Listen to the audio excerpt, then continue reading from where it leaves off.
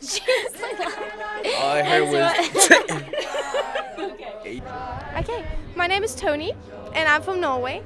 So, I have a question, and that goes like this. Where do you belong? On microphone one, you're live. Hi. 1, 2, 3, burn! That's awesome. Yeah. Oh, that's so fun. Yeah, it's pretty fun. I'm Javier Lopez, and I'm from the GLF. I'm interviewing people, and it's awesome. no.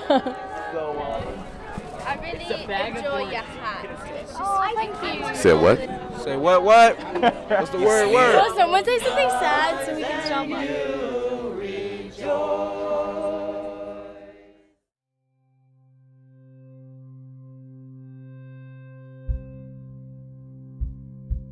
It's hard when I lose my inspiration, my direction, and my positive thoughts about life. Lost in a blur of pain and sadness, with just a dash of those perfectly drawn straight lines of control. My parents don't understand that I'm shy and that I really don't like to talk to people. Sometimes you just have to jump out the window and grow wings on the way down.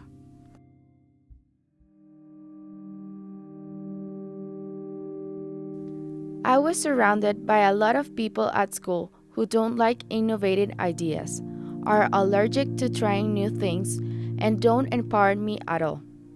This entire negative environment was starting to grow inside of me. I felt totally hopeless.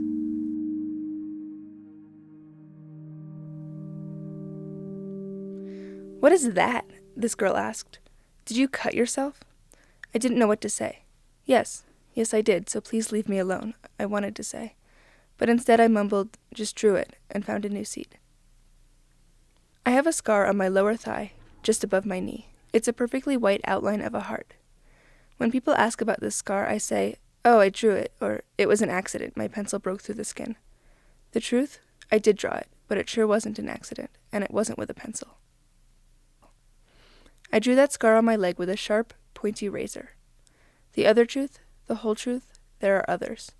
Other perfect white lines, many more, littering the tops of my thighs and the sides of my hips.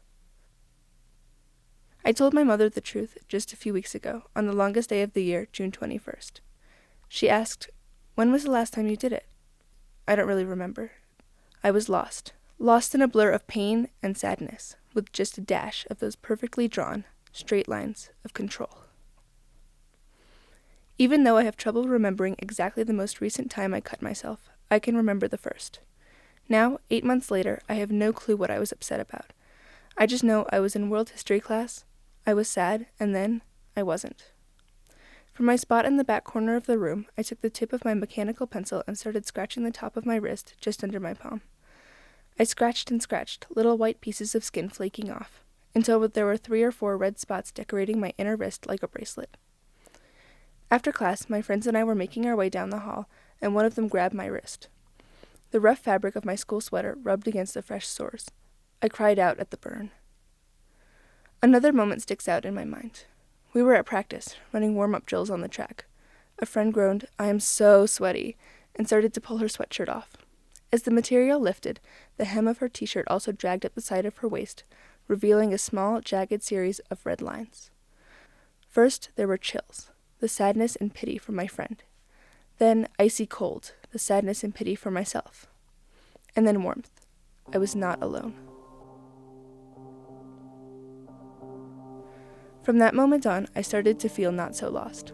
That was not the time I might pinpoint as the beginning of the end. That wouldn't come until weeks later, when I finally told my mom. But that moment of seeing my friend's scars was the beginning of feeling that I was not alone, the beginning of feeling found. The truth?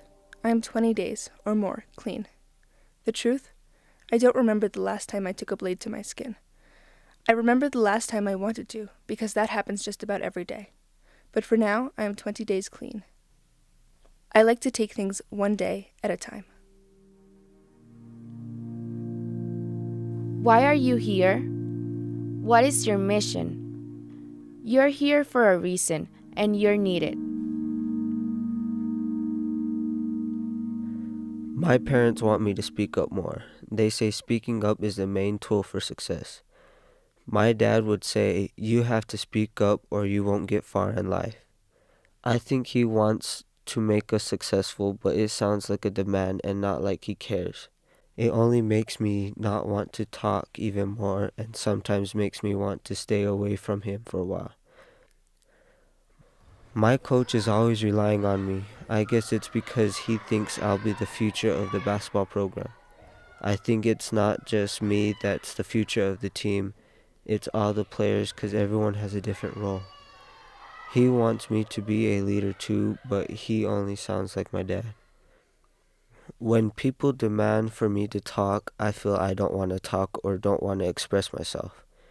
When I get to know people or when people just talk to me in a regular conversation, that's what makes me want to talk.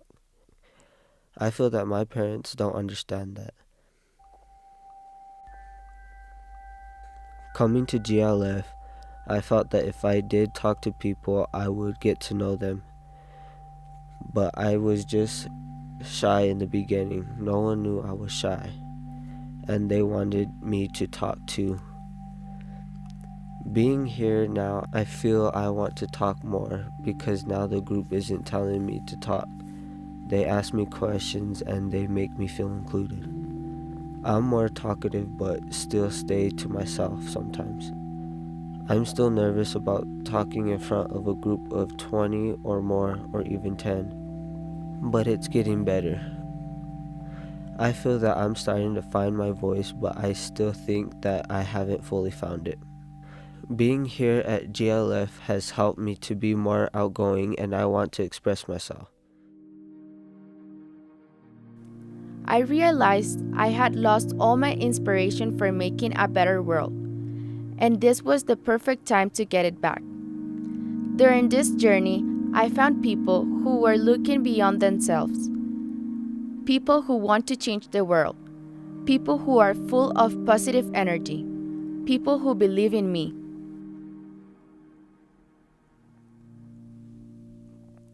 有时候你需要跳出窗，在下落的过程中长出翅膀。Sometimes you just have to jump out the window and grow wings on the way down. Get up at 6:30, start school at 7. You have 9 classes each day and finish the school at 5:30. But don't ever think you can have a rest now. You still need to finish your homework until midnight. That's a typical schedule of a Chinese high school. The only center of your life is study, but the emphasis of study isn't learning something really helpful for your future. I felt lost in the pointless exercise and tests, memorizing details of facts and the aimless pursuit of a higher mark, with no idea why we are doing this. Devoting all of my day in those work, I feel so hard to find any time to develop interests or think about what I really want to do. I feel never ready for a new day when I open my eyes, seeing the sunshine in the morning. I know it's the time to jump out the window. 1 year ago, I moved to New Zealand with my dad. School starts at 9, finish at 3, 4 classes a day, not much homework, and plenty of free time. The center of my life shifted from just hard work to enjoying life. I am exposed to a completely new lifestyle, including the attitude towards life, the way of thinking, and expressing emotions even like laughing. Sometimes it's so frustrating to find the right word describing my feeling and expressing my views in a foreign language in a Western way. I am desired to do something to make a change, to make the world a better place. But the feeling of uncertain and powerless keep me asking myself why I want to do this, how I can start it, and make me feel so not sure if I can actually do that. Now I finally got my time, but don't know what to do and how to start putting ideas to action. I felt lost again. On the second day I come to the GLF, I heard this sentence. Don't ask what the world needs, ask what makes you come alive and go do it. Because what the world needs is people who have come alive. It's like a magical key suddenly untangled a mess of thoughts, and I saw a glimmer of light at the end of darkness. I start to ask myself, what is the thing I care most? What is my passion? I heard a faint voice in my mind start to be determined and strong. I no longer feel afraid of being lost, as I know I am on the way of finding. My mission now is to take all this light into the dark and be that positive attitude in the crowd. My name is Melissa from Nicaragua. The beginning of feeling that I was not alone. The beginning of feeling found. My name is Maya Lamson, and I'm from Baltimore, Maryland. I feel that I'm starting to find my voice, but I still think that I haven't fully found it. I'm Francis Calabasa from Santo Domingo Pueblo, New Mexico. I no longer feel afraid of being lost, as I know I am on the way of finding. I'm Xu Han from New Zealand. Global Leadership Forum 2013.